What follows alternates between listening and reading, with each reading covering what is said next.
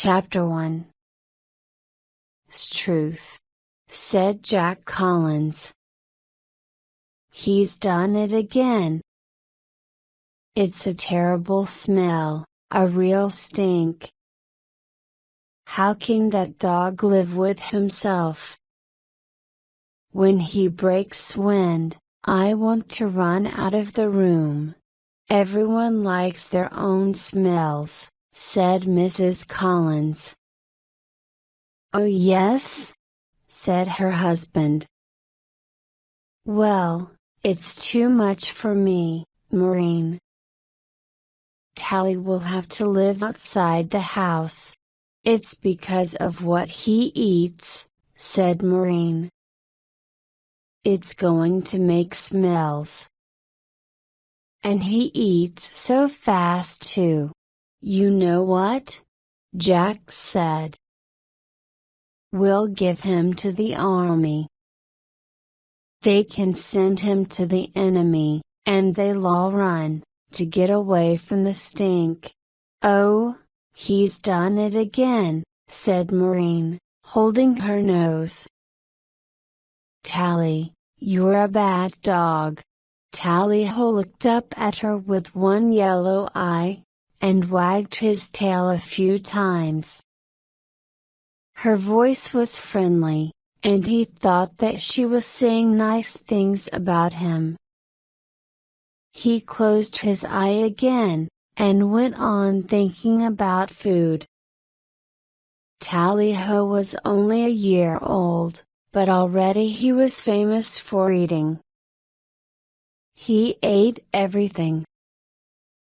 People gave him all kinds of things to eat: paper bags, sticks, small dead animals, apples, eggshells, and Tally-ho tried it all. He didn't like sticks much, but eggshells were all right, if they still had bits of egg inside. He ate the same food as the family ate too: meat and potatoes and vegetables. "I'm going to take him out," said Jack. "He can have a run, and get some of that wind out." He stood up and went to the door. "Run time, Tally," he said. Tally began to jump up and down excitedly. The floor shook under his feet. "Get him out before he shakes the place down," said Maureen. Jack opened the door.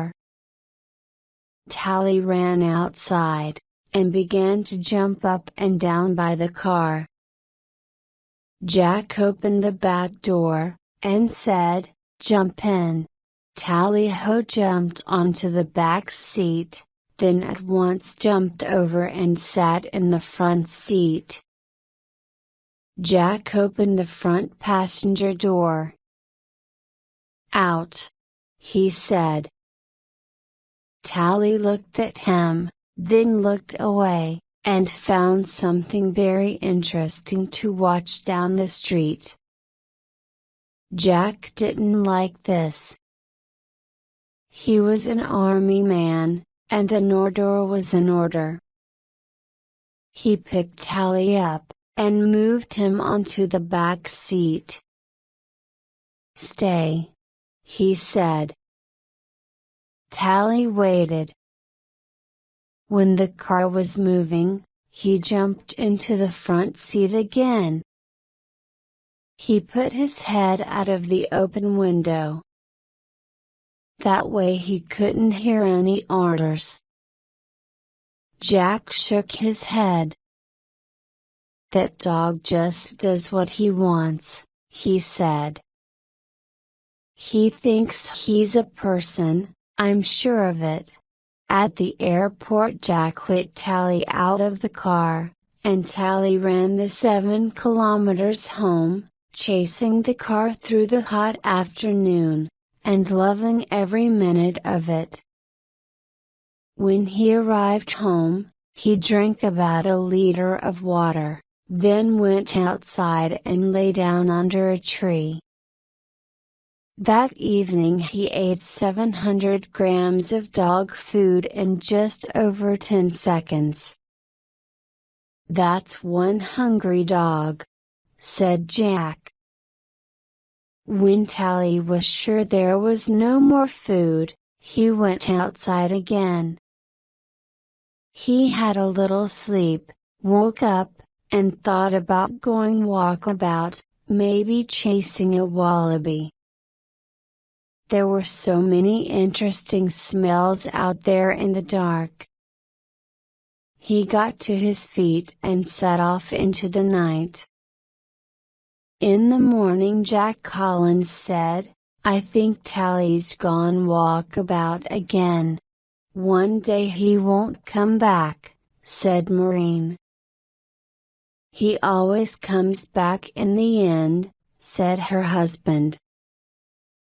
3 days later, Tally walked in, just in time for supper.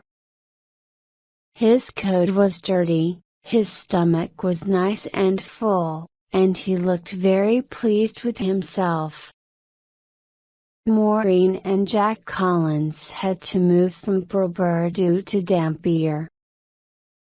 It was a long hot journey of about 350 kilometers, along a difficult road, full of holes. They set off early before the sun got too hot. But after 15 kilometers, Tally's stomach began to work on his breakfast, and a terrible stink filled the car. Then he broke wind again, even worse than before. "'Struth. Bad dog." Jack had to stop the car. He got out, pulled Tally out of the car, and put him into the trailer with all the chairs and tables and boxes. "Sorry, mate, but if you can't hold it in, you're not coming with us. You'll have to ride in the trailer." Tally made himself comfortable between the legs of a chair. He loved traveling from place to place, watching the world go by, seeing new places, making new friends. In Dampier he lived with Jack and Maureen most of the time, but he often went walkabout for days at a time. One evening Jack took him out for a run on the beach. There were lots of families there, having barbecues, and Tally soon got the wonderful rich smell of meat cooking over fires. Jack took hold of Tally's collar, to stop him running up to the barbecues. He didn't know any of the people on the beach, but to his great surprise, many people knew Tally. "Look, there's Red Dog," called one man. Another man came and patted Red Dog on the head. "Hello, Bluey, how ya going? Welcome to the Barbie." Soon Tally escaped from Jack's hold and ran away. A minute later Jack heard a cry. "Hey! My steak, where is it? I put it down on my plate, and now it's gone." Then came a second shout. "Who's taken my burgers?" Jack hurried away. He knew Tally could find his way home, and he didn't want to talk to angry men about his dog stealing their dinners. Chapter 2. "I don't think he's coming back," said Maureen. "Yes, this time he's been away a long time," Jack said, shaking his head. They both knew that Tally was no longer their dog. He was moving on, spending more and more time away. "He'll be all right," said Jack. "He knows how to find Tucker. He never goes hungry, that's for sure." Tally found life too interesting to stay in one place. He always wanted to know what was going on round the next corner. He liked people, he liked Jack and Maureen, but he didn't love anybody. Sometimes a dog really loves somebody, and that person is their true friend. But Tally didn't have that one special friend. It was lucky for him that Dampier was full of lonely men. There was a lot of building going on, new roads, a new railway, a new airport, new houses for the workers. And hundreds of men were now living in the town to do this work. They came from Poland, Italy, New Zealand, Ireland, Greece, England. And most of them had no wives or family with them. These hard, strong men liked Tally. It was good to have a dog to stroke, to have play fights with, to talk to, a dog who was always pleased to see you. Tally liked them, too. They played with him, they gave him food, they bought special meat for him. There was always a meal waiting for him when he came back from his travels. No one knew his real name, and soon he was just called Red Dog, or just Red. And Tally was in fact a red dog. He was a red cloud kelpie, a fine old Australian sheepdog, a very clever dog. He was a lovely dark red-brown color, with golden yellow eyes. His body was strong, and he was surprisingly heavy. The men of the Haymersley Iron Company got to know Red Dog very well, because of John, one of their bus drivers. John was half Maori, and people said that he was a friend to everyone. He was small, and young, and he loved animals more than anything. One day he was in Dampier, standing by his bus, waiting for his passengers, when he saw a dog in the street. He smiled, and went down on one knee, calling out, "Hey, boy! Here!" Red Dog stopped and looked at him. "Come on, mate," said John. "Come and say g'day." Red Dog wagged his tail. He came over, and John took hold of his right paw and shook it. "Pleased to meet you, mate," he said. Then he took Red Dog's head in both hands and looked into his eyes. "Hey, you're a beauty," he said. And from that moment Red Dog knew that his life would be different. When the men arrived to take their bus to work, they found John sitting in the driver's seat, and Red Dog sitting in the seat behind him. After that, Red Dog traveled everywhere on the Haymersley Iron buses, and he always had the seat behind the driver. One day a stranger got on the bus. Nancy Gray was new in town. She was a secretary at Haymersley Iron, and she didn't know about Red Dog. The bus was full of workers, and there were no empty seats. There was just a seat behind the driver, which had a dog in it. The men all sat there, watching and smiling. They wanted to see what would happen. "Down," said Nancy. Red Dog looked up at her, then looked away again. He did not move, and showed that he had no plans to move out of his seat. "Bad dog," said Nancy, and Red Dog showed his teeth to her, just a little. Nancy was a bit surprised. The men in the bus began to laugh at her. "You'll never get him out of there," said one man. "That's his seat.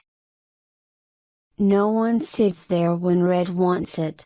Nancy did not like losing. She wanted to show these men and this dog that she wasn't going to run away. She sat down very carefully on the edge of Red Dog's seat. Red Dog showed his teeth again. "Well, aren't you a nice friendly dog?" Nancy said. Showing teeth didn't make Nancy move, so Red Dog decided to push her off the seat. He put his nose under her leg, and pushed. But Nancy wasn't leaving now. "I'm not moving," she told the dog quietly, "so you'll just have to sit next to me, and like it." Red Dog pushed again, and again, then decided to leave her sitting uncomfortably on the edge of the seat. The next morning Nancy got on the bus, and again, there was Red Dog, sitting behind the driver's seat. "Oh no," thought Nancy. She now knew all about Red Dog from the people in the office.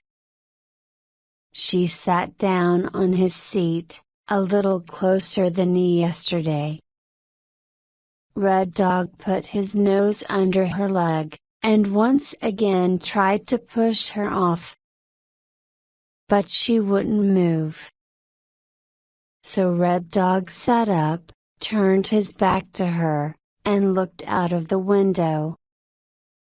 The next day Red Dog was waiting for Nancy to sit next to him, and he forgot to try to push her off the seat. And when Nancy said, "Hi, Red," and patted him on the head, he wagged his tail. But only once, and then he went back to looking out of the window. He didn't want to be too friendly, too quickly. But from that moment, Red Dog and Nancy were friends. Not many people could sit next to Red Dog, but Nancy was one of them. Chapter 3. There were not many unmarried women in Dampier in those days, so a lot of the men were interested in Nancy. John liked her too, and because Nancy sat with Red Dog in the seat behind the driver, he sometimes got to talk to her.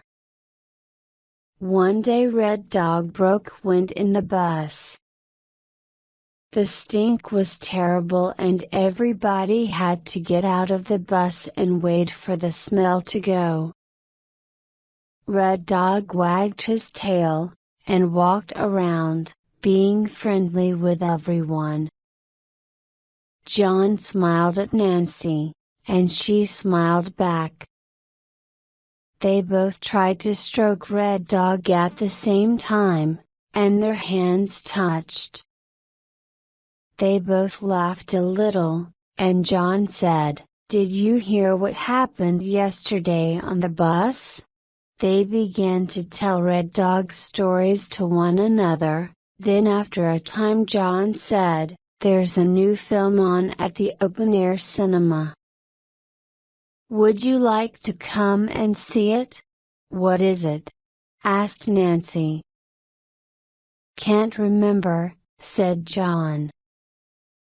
But they say it's good. All right then, said Nancy. We'll try it. That evening John cleaned his car, washed his hair, put on a new shirt, and tried to hide from Red Dog.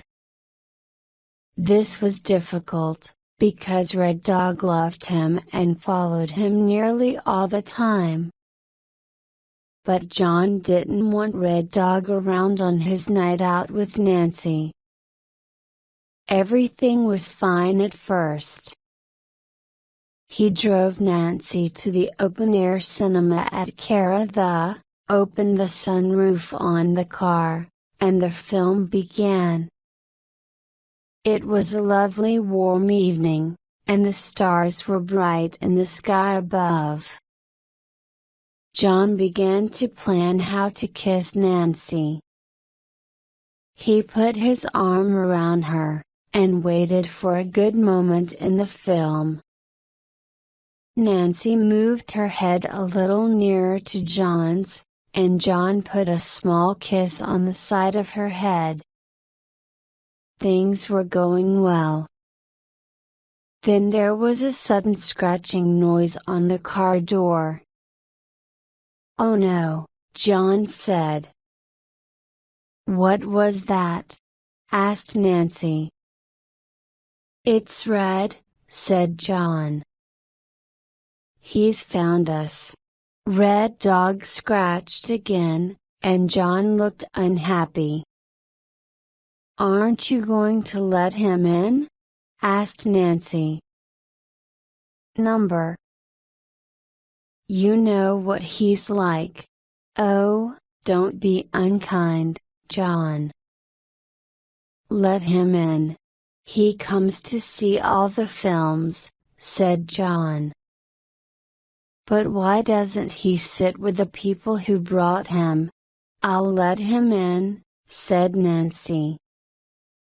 She opened the back door, and Red Dog jumped in, his tail wagging happily. Oh, Nance, said John. Why did you do that? For a time, all was well. Red Dog watched the film, and John quietly put his arm around Nancy again. He gave the side of her head another little kiss, and at once Red Dog put his feet up on the back of the front seats, and pushed his head in between them. Nancy laughed, and John said, Get down, Red, and be quiet.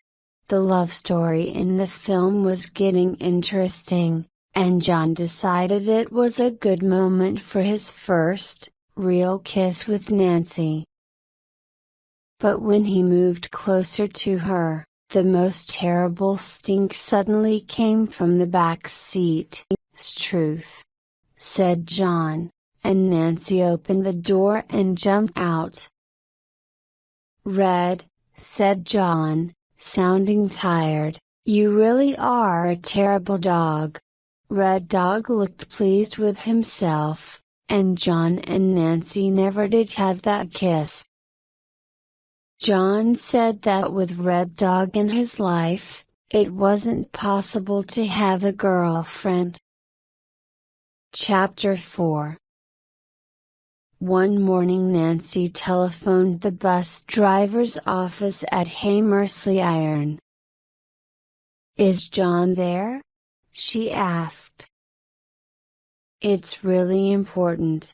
Luckily, the men were having smoko, and John came to the phone at once.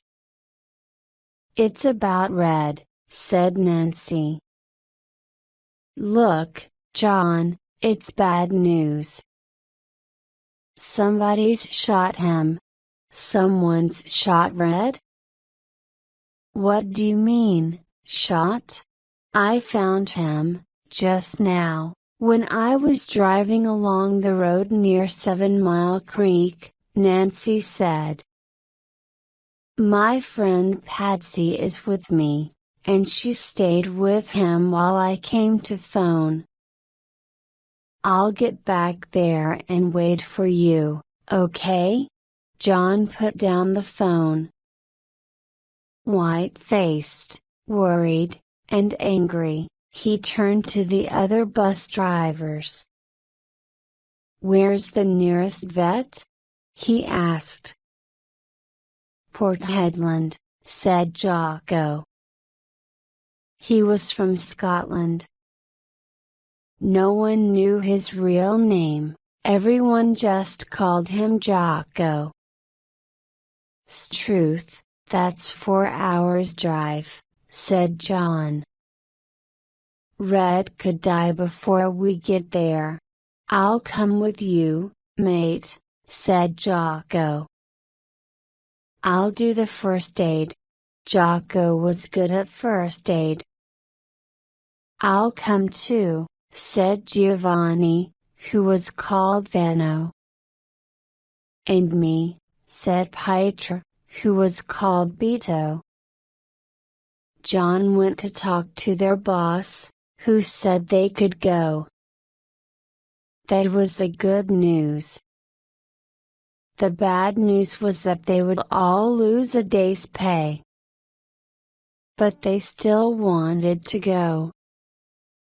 Red Dog was special. He was John's dog, but he rode around on all their buses, and they all loved him. They drove away fast in John's car, and at 7 Mile Creek they found Nancy and Patsy, and Red Dog. He was lying still at the side of the road. John put his hand on Red Dog's head. Hello, mate, he said. Red Dog wagged his tail, just a little, at the sound of John's voice. He put his head on the ground. He felt tired, so tired, and his leg hurt like fire. Jocko opened the first aid box, and got to work. There, he said at last. He's lost a lot of blood, but I've stopped it now. Let's get him to the vet. You drive, mate, John said to Pito. I'm going in the back with Red. Nancy and Patsy went home, and the 4 men set off for Port Hedland. While they drove, they talked about people who shoot dogs. I'd like to drive my butt over that man, said Pito. I'd like to hit him in the face, said Jocko. John just looked down at Red Dog, lying in his arms, and he said, Don't die, you terrible dog, don't die. After 4 hours hard driving they arrived in Port Hedland, found the vet's place, and carried Red Dog inside. The vet told John to lay the dog on the table, and he began to look at the leg, now dark with dried blood. Nice first aid work, said the vet. Who did that? It was me, mate, said Jocko, looking pleased. Will he be all right? Asked John. Too early to say, said the vet. I'll have to get those bullets out. He looked at the animal more closely, and said, Well, what do you know? It's Red Dog, isn't it? Struth, said Pito. How did you know that? Everyone knows this dog, said the vet. The first time I met him was at a barbie. Red Dog stole my burgers and 4 chicken legs. Everyone knows Red Dog. I think he's got some girlfriends around here, because I've seen some young dogs that look very like him. Good boy, said Jocko, patting Red Dog's head. The men sat outside in the waiting room while the vet and his nurse took the bullets out of Red Dog's leg. It was a long, worrying time for them, but after half an hour the vet came out. I think he'll be fine, he said. Lucky for him, the bullets didn't hit anything important. Give him some time to wake up, and we'll see how he is. They came back in a while, and found Red Dog not moving, but awake, and very pleased to see them. I need to keep him another hour or 2, said the vet. So why don't you all get something to eat? Yes, I think it is Tucker time, said John. The 4 men found a cafe, ate a big meal, and then decided to go for a drink. They felt happy, Red Dog was fine, and all was well. So they had a beer, and then another one, and another. After an hour they went back to the vet's, ready to take Red Dog home. He was full of life, but the vet's bill was not good news. They looked at it unhappily. We haven't got this much money, said Pito. Could we pay you later? Asked John. The boys back home will help us out. The vet looked at their worried faces. Okay, he said. But you've had too many beers to drive home tonight. This was true, but they set off for home anyway. Somewhere near the Sherlock River Bridge, a fast car came up behind them, with a blue light. Oh's truth, said Pito. It's the police. We'll help you pay the fine, said Vano, laughing. Pito stopped the car and got out. The policeman got out of his car and came up with his notebook. Hello, Bill, said Pito. I'm not Bill when I'm working, mate, said the policeman, who lived in the same street as Pito. And when you're working, I'm not mate. I'm sir, said Pito, smiling. That was Pito's big mistake. It is not a good plan to be clever with a traffic policeman when you are full of beer and driving a car. The next day during Smoko they worked out the cost of Red Dog's shooting. They lost a day's pay. There was the cost of petrol for the long drive, the cost of the meal and the beer, the vet's bill, and the police fine. Hey, said Vano unhappily. What say the next time we buy a plane and fly the vet in? It's gotta be cheaper than this. Chapter 5. John bought a big motorbike because on hot days he liked riding around with the wind in his face.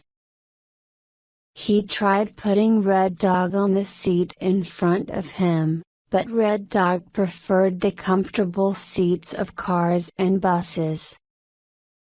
When John went out in his car, Red always wanted to go too, but when John got on his bike, Red stayed at home, or went visiting his friends to get a meal. One night John went to have a meal at the house of some friends, and he took the bike.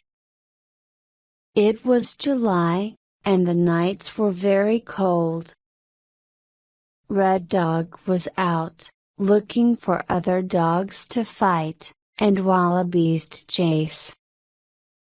What happened that night will always be a mystery.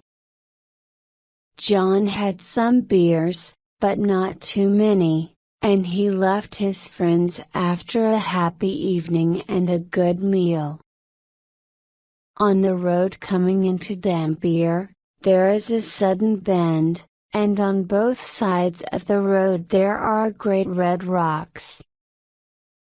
Perhaps John was going a bit too fast, perhaps there was something wrong with his bike, perhaps there was a stone on the road. But something went wrong, and John hit the side of the road and went flying through the air. He came down on one of the great rocks. No one knows how long John lay dying. He tried to get back to the road, but he was too badly hurt.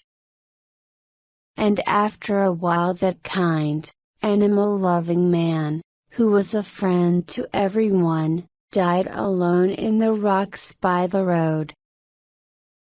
Perhaps he thought about Red Dog while he slowly fell into that long-last sleep, on that cold and starry night. The next morning John did not come into work, and his friends were worried. "I got a bad feeling," said Vano, shaking his head. "It's not like John," said Pito. "He phones in if he's not coming." "Let's give him until Smoko," said Jocko, "and if he's still not here by then, I'll go out and look for him." John was not there by break time, so Jocko went round to John's little house. He found Red Dog waiting outside the door. The dog got to his feet and wagged his tail. "Where's your mate?" asked Jocko. He knocked on the door, but he knew there would be no answer. John never left Red outside if he was at home. John's car was there, but not his motorbike, and Jocko remembered about the dinner with friends. Jocko went back to the bus station and phoned the friends. "When John left you last night, was he on his bike?" "Yes." "Why?" "What's up?" "He never got home." Jocko boarded a car and drove along the road from the friend's house. He was a motorbike rider himself, and he knew which places were dangerous for a bike rider. When he came to the bend near Dampier, he stopped the car and got out. He walked across the road, and looked down over the red rocks. Dampier was a small place back then, and everyone knew John and liked him. His death made everyone unhappy. He was too young, much too young, to die so suddenly. He died with all his life in front of him, leaving behind some good friends, and a dog who loved him. When someone dies, there is a lot to do. 3 days later, someone remembered Red Dog, and found him still waiting outside John's house. John's friends brought food, and Red Dog ate it, then lay down again outside the door. He slept there through the cold nights, waiting, waiting, for John to come home. After 3 weeks he went to the bus station, and spent half his time there with his friends the bus drivers, and half his time outside John's house. What goes on in a dog's head? No one knows how much language a dog has, or how they think. But there was surely one big question in Red Dog's head: where is John? If you are a dog, and you lose your master, your one special friend, it is a terrible thing. Red Dog had only one plan. He went to every place that John knew, looking in every corner for him, hoping and hoping to find him. From this time Red Dog became the dog of the Northwest. He belonged to everyone because he could never find John again, and there was no one who could take his place. Chapter 6: The Dog of the Northwest. Red Dog had his greatest adventures after John's death. He always liked traveling, but when John was alive, Red Dog liked to be with him. Now he was free, and answered to nobody. He was well known and well loved in the Northwest, and every week somebody tried to give him a home, make him comfortable, give him good meals. Red Dog liked all these people, and he often stayed a while, but he always moved on sooner or later. Then, months later, there he was, scratching at the door, back again for a short visit and a good meal. He traveled as usual on the Haymersley iron buses, and in the train to Mount Tom Price. He watched people's faces carefully, still looking for John. He traveled 900 kilometers to Broome with the road train, and stayed for 2 weeks, eating every night at the town's hotel. He looked everywhere, but couldn't find John, so he came back in an old car with a large family. One day he was outside Nancy's caravan on a terribly hot summer day. Nancy and Patsy, with another friend called Ellen, were getting ready to go on holiday. They were planning to drive to Perth, 1,500 kilometers to the south, where it was much less hot. "Hello, Red," said Patsy. "Got nothing to do? Why don't we take him with us?" said Ellen. "He'll enjoy the ride. Want to come to Perth?" asked Nancy. She patted the seat beside her, and the dog jumped into the back. Women smelled nice, and often gave you sweet things to eat, like chocolate. So Red Dog decided to go with them. The 3 women soon remembered why it was a mistake to travel with Red Dog in a small car. They spent the 2 days' drive saying, "Pooh, pooh," and "Oh no, not again, Red." But Red Dog usually had his head out of the window, and so did not hear them. Patsy, Ellen, and Nancy went swimming, and lay on the beach in the sunshine. Red Dog enjoyed swimming too, and also the mini ball games on the beach. In one game he ran away with the ball, and people had to chase him up the beach to get it back. One day Patsy said, "Let's go to Rottnest tomorrow." "You can't take a dog over to Rottnest Island, can you?" said Nancy. "What'll we do with Red? Where is Red, anyway?" said Ellen, sitting up. They looked up and down the beach, they called and shouted, they went to the hotels and cafes, they looked through the park. Red Dog was nowhere. "You know what we've done?" said Patsy.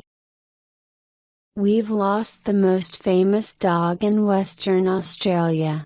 When we get home, they're going to kill us," said Nancy.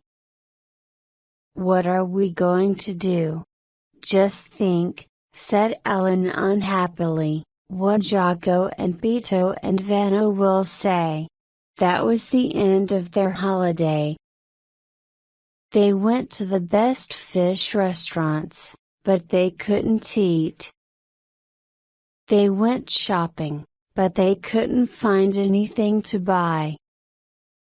So they went home, worrying about Red Dog all the way. When at last they got home, late at night, they found Red Dog waiting for them outside Patsy's caravan. He didn't like Berth very much, and he couldn't find John on the beach, so he found a truck driver to give him a ride home. The three women were really pleased to see him, and gave him a big meal. "But you're a bad boy, Red," said Patsy. "Look what you did to our holiday. We've still got a few days holiday, so why don't we go down to Exmouth?" Nancy said. "Yeah, why not?" said the other two. They all looked at Red Dog, and Ellen said, "Are we taking Red?"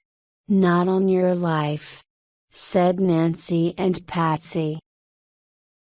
Red Dog went to visit Jocko, Beto, and Vanno at Haymersley Iron, and then he went and stayed for a night at the Walkabout Hotel in Clara. The cook there was a friend of his, and always gave him a good meal. 3 days later he gave the three women a very great surprise when he walked past their cafe in Exmouth. He was pleased to see them, but by the next morning he was on his way to Onslow with another truck driver friend. Nancy, Patsy, and Ellen all lived in caravans in the caravan park. Many people were living there while they waited for the builders to finish the new houses. The park was a nice place, with flowers everywhere, but there were two things wrong with it. One thing was a rule which said no dogs, and the other thing was a caretaker who liked rules, and who did not like dogs.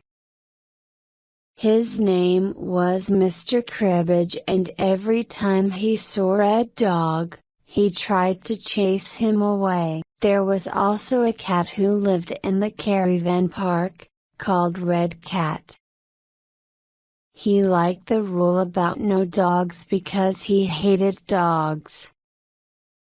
He was a big cat, with orange-red fur, green eyes, and great paws, which had long, dangerous claws.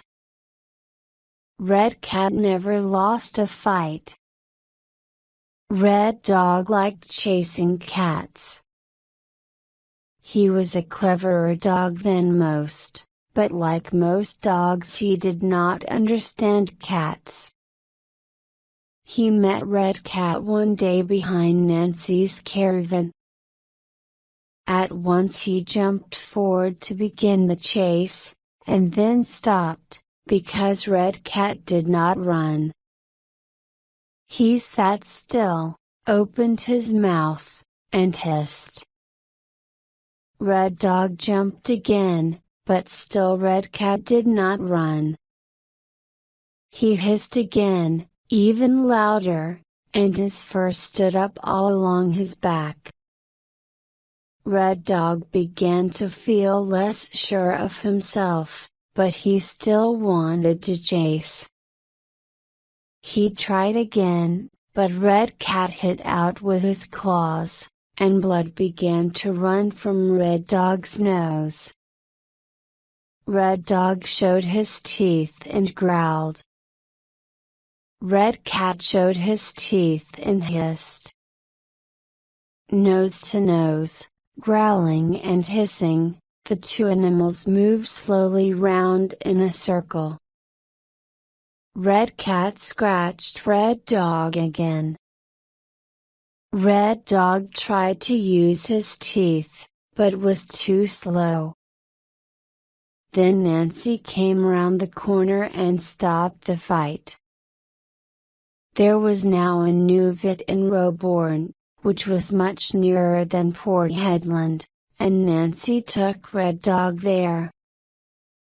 The young vet cleaned the scratches on Red Dog's nose, and said, "I saw a dog just like this last week. But he had a different owner. And the week before, another man brought in a dog just like this. Why are there so many dogs round here that all look the same?" Nancy smiled to herself. Red Dog was everybody's dog now, and when Red Dog needed to go to the vet, one of his many friends took him. One day soon the vet would understand the mystery. When Red Dog went back to the caravan park, he looked for Red Cat. They began hissing and growling again, but the fight never happened. And one day people saw something very surprising. Red Dog and Red Cat were sitting together, side by side, watching the sun go down, just like two old people sitting in their garden. They were strange friends, it's true, but friends they were. Red Cat still hated dogs, but not Red Dog. Red Dog still chased cats, but not Red Cat. One day Nancy took a picture of Red Dog sleeping, with Red Cat sleeping on top of him. She made 2 copies, sent one to a newspaper, and put the other copy on her wall. Chapter 7. During the years after John's death, Red Dog traveled all over the Northwest. He had many adventures and accidents, and made many new friends. Once he fell off a trailer and hurt his leg. A man called Don, who worked at Dampier Salt Company, found him and took him to the vet in Roebourne. The vet knew all about Red Dog now. "He stayed with me once for a few days," the vet told Don. "Then he went off again." "You know what he does?" "He knows which cars come from Dampier. So he looks for one, then goes and sits next to it until the driver comes back. Then he gets a ride back home. Vets cost money, of course, and who is going to pay the vet's bills for Red Dog?" This is what the men of Dampier Salt Company did. They opened a bank account for him at the Wales Bank, under the name Red Dog, and everybody put a little money in. He was a dog who belonged to everybody in that part of Australia, and he was often called the Dog of the Northwest. But he had a third name too. In Australian, anyone with red hair is called Bluey, and some people called him that. To Mr. and Mrs. Cribbage, Red Dog did not have a name. He was just that dog. Red Dog often visited his friends in the caravan park, and one day Mrs. Cribbage saw him when he was scratching at Patsy's door. She ran up to him, shouting, "Hey, you! Off! Away!" Red Dog looked at this strange fat woman, and scratched again on Patsy's door. Patsy opened the door. "What's up?" she asked Mrs. Cribbage. "No dogs," said Mrs. Cribbage. Patsy looked at her. "You don't understand. This isn't just any dog. This is Red Dog. A dog's a dog," said Mrs. Cribbage. "It doesn't matter if it's the Queen of England's dog. This is a dog, and that's that. No dogs. Red Dog's special," Patsy said. "Everyone knows that. Get that dog out of here," said Mrs. Cribbage. "I'm telling you. If you don't, we'll shoot it, and we'll get you and your caravan out of the park too." Mrs. Cribbage walked away, feeling pleased. Rules were rules, and she and her husband were the bosses in this caravan park. The next day she and Mr. Cribbage made a lot of new notices that said "No dogs." They went round the park and put a notice up on every tree. The people in the park shook their heads. They agreed a plan to stop Mr. and Mrs. Cribbage catching Red Dog. "If anyone sees the Cribbages when Red Dog is visiting," said Nancy, "just shout 'cats' loudly. Then we'll hide Red Dog and the Cribbages won't see him." Mr. and Mrs. Cribbage never understood why people in the park went around shouting "cats" all the time. Now, it happened that both Patsy and Nancy were afraid of the dark. And at night there were no lights in the park. So if they had to go out of their caravans to the dunny, that was the toilet, they didn't like it. Red Dog could smell his way around in the dark, but he understood that Nancy and Patsy were afraid. It was a strange thing, but when they needed to go to the dunny at night, there was Red Dog.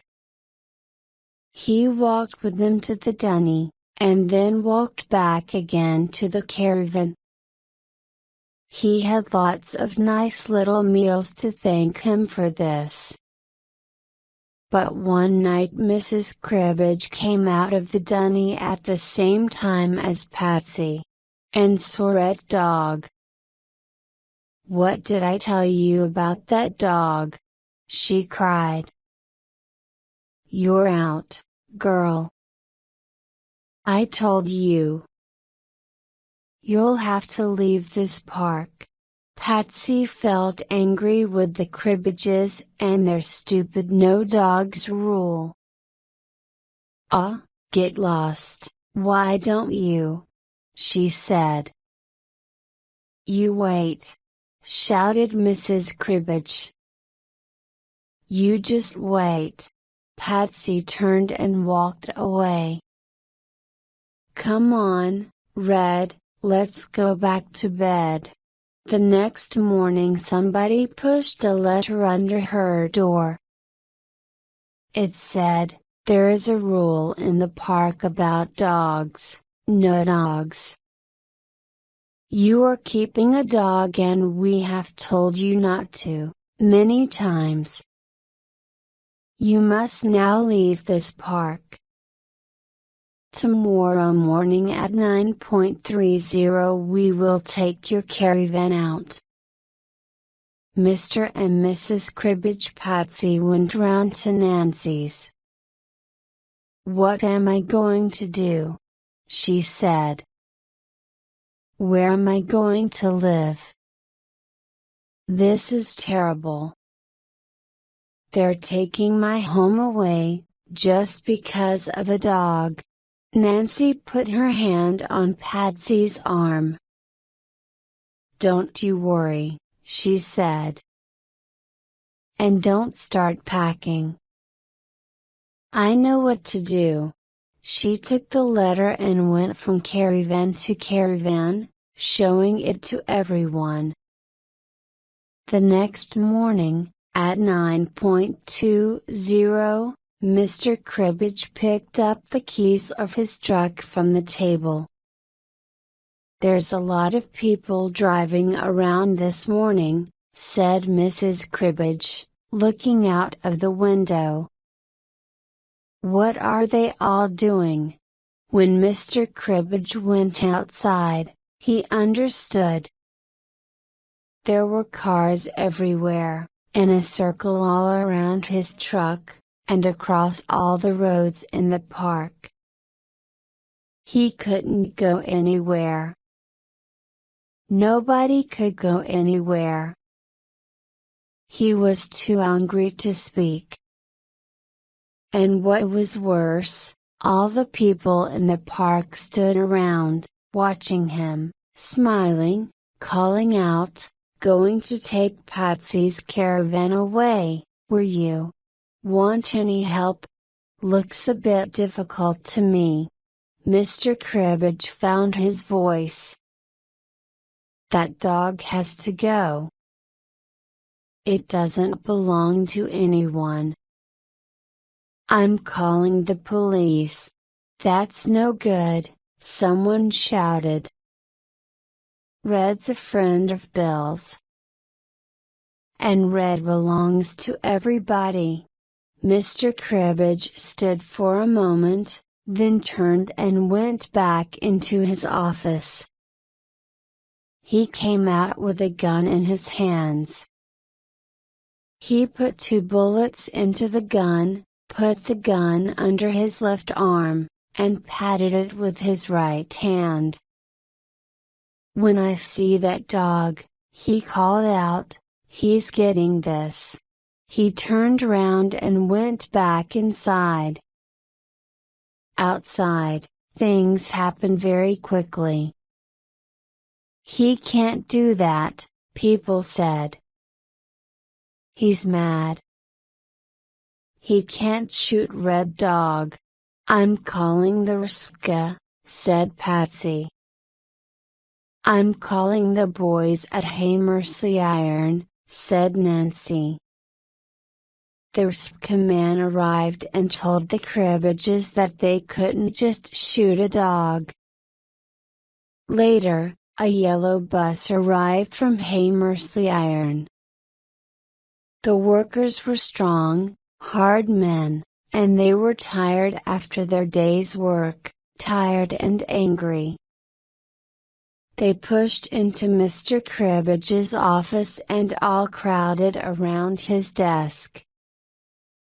Jocko put his hands on the desk and looked down at Mr. Cribbage. Now, are you the little piece of dirt that wants to shoot Red Dog? The next morning, very early, Patsy knocked on Nancy's caravan door. Nance, look. They've gone. It was true. The Cribbages were no longer there. Their caravan was gone, they were gone, everything was gone. No one ever saw them again. I feel terrible, said Patsy, later. We've run them out of town. It's not a very nice thing to do, is it? Too late now, said Nancy. And who's sorry that they've gone? No one knows what Red Dog thought.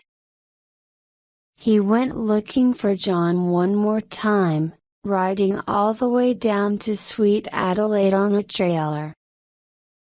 He came back 2 months later on a road train. By the time he next scratched on Nancy's door, there were new caretakers and new rules. Chapter 8. For all of us there comes a time when our luck ends.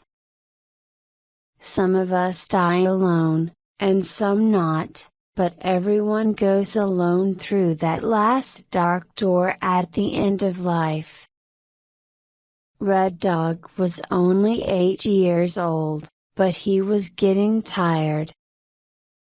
He rode all over Western Australia looking for John. He got into fights, sometimes he ate too much, sometimes too little.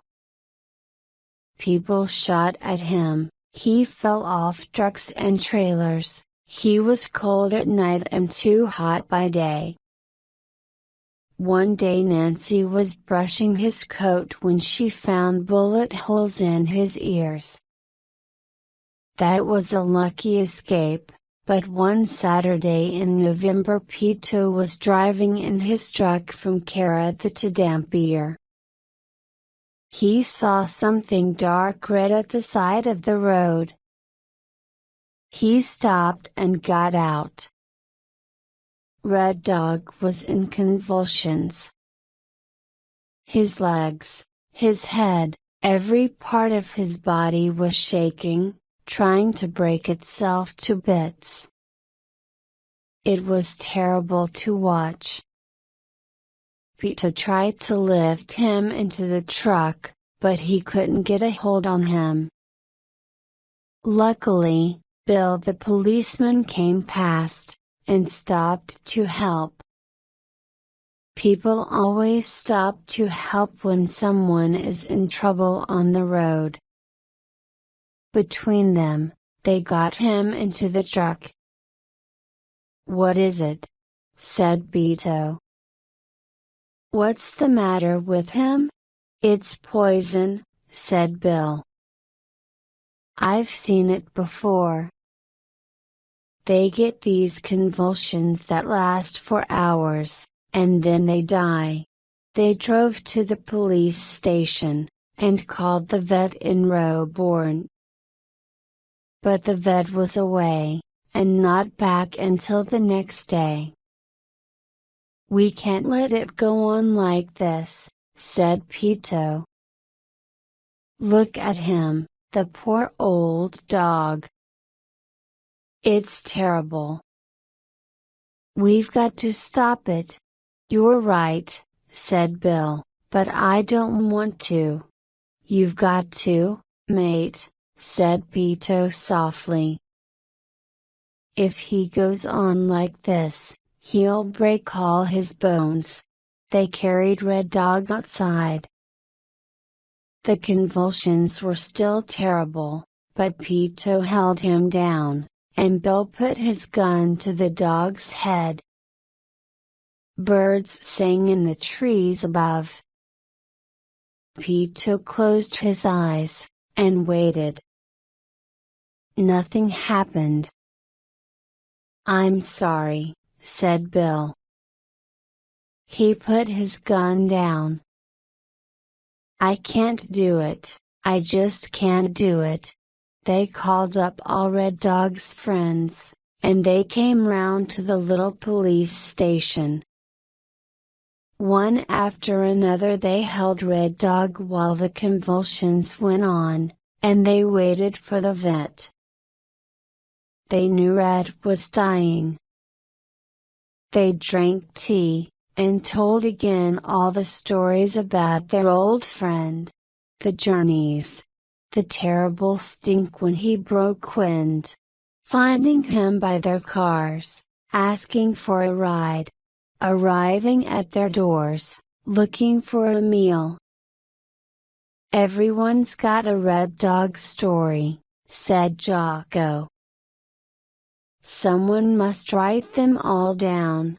The vet arrived the next morning. "Yes, it's poison," he said. "But he's a strong dog.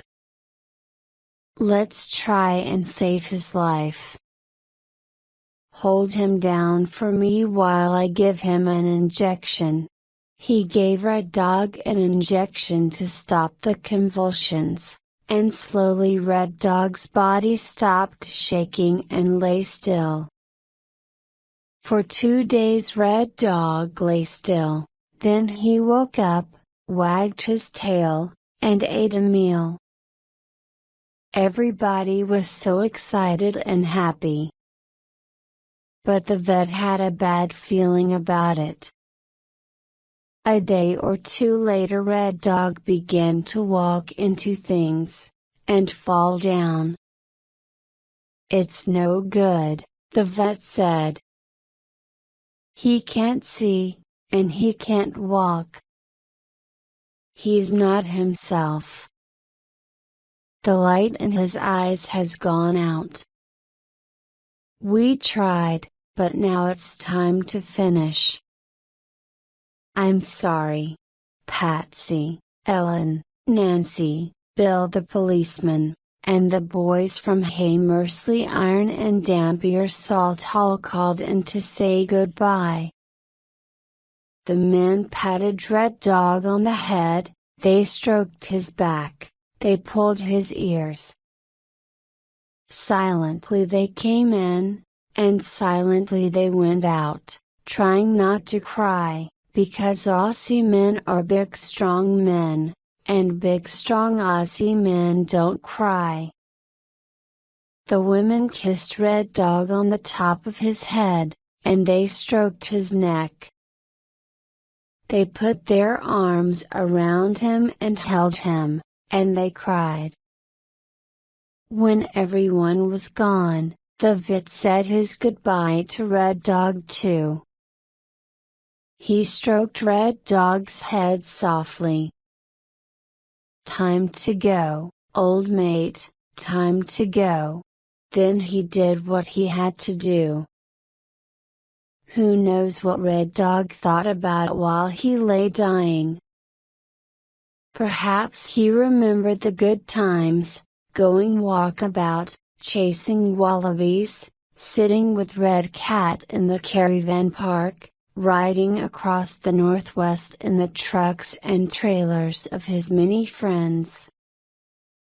And perhaps in that last sleep, after years of looking, he found John again.